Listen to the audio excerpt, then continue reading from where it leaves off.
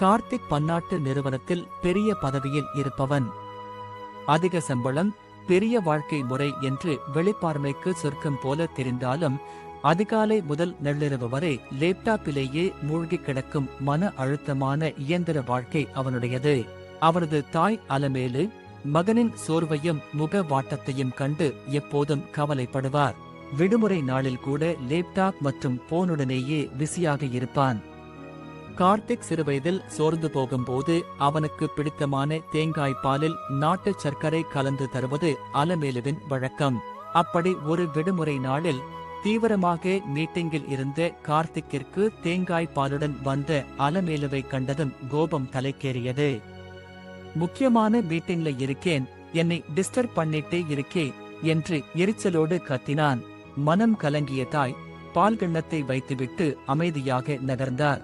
மாலை மீட்டிங் முடிந்ததும் தன் தாயிடம் அப்படி நடந்து கொண்டது கார்த்திக்கிற்கு கடுமையான குற்ற உணர்ச்சியை தந்தது. அம்மாவை சமாதானப்படுத்த சமையலறைக்கு சென்ற அவனுக்கு அங்கே ஒரு நோட்டு புத்தகம் கிடைத்தது.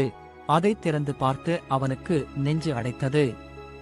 அதில் அலமேலு தன் நடுங்கும் கைகளால், என் புள்ளைக்கு இப்போ நிம்மதியே இல்ல, அவன் முகம் வாடிப் போகும்போது எனக்கு நெஞ்சு வலிக்குது, அவனுக்கு பிடிச்ச தேங்காய் பால் கொடுத்தா கொஞ்சம் தெம்பு கிடைக்கும்னு கொண்டு போறேன், ஆனா என் மேல அவனுக்கு கோபம் வருது, என் புள்ளைக்கு நிம்மதியை குடு கடவுளை என்று எழுதியிருந்தார்.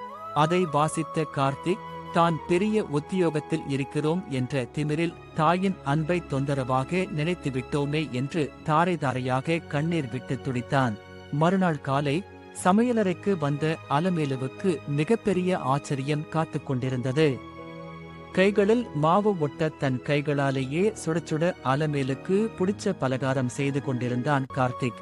அம்மா, நேத்து வரைக்கும் நான் என் ஆபீஸ் வேலைதான் உலகமுன்னு நினைச்சேன், ஆனா உன் பாசத்தை விட பெரிய வேலை இந்த உலகத்துல எதுவுமே இல்லைன்னு இப்பதான் புரிஞ்சுக்கிட்டேன். இன்னைக்கு உன் கைமாறுக்கு நான் உனக்கு சுட சுட பலகாரம் செஞ்சு வச்சிருக்கேன்மா என்றான். மகனின் கண்களில் இருந்த பாசத்தை கண்ட அலமேலுவின் கவலைகள் பறந்து போயின. தன் கரங்களால் மகனின் முகத்தை தாங்கி அவரது நெற்றியில் முத்தமிட்டார். தாயின் அளவு கடந்த அன்புக்கு மகன் காட்டிய அந்த சிறிய பாசமான கைமாறு அந்த இல்லத்தை அன்பால் நிரப்பியது. தாயின் அன்பு ஒரு பொக்கிஷம், அதை தவறவிடாதீர்கள். தாயை பேணி காப்போம்.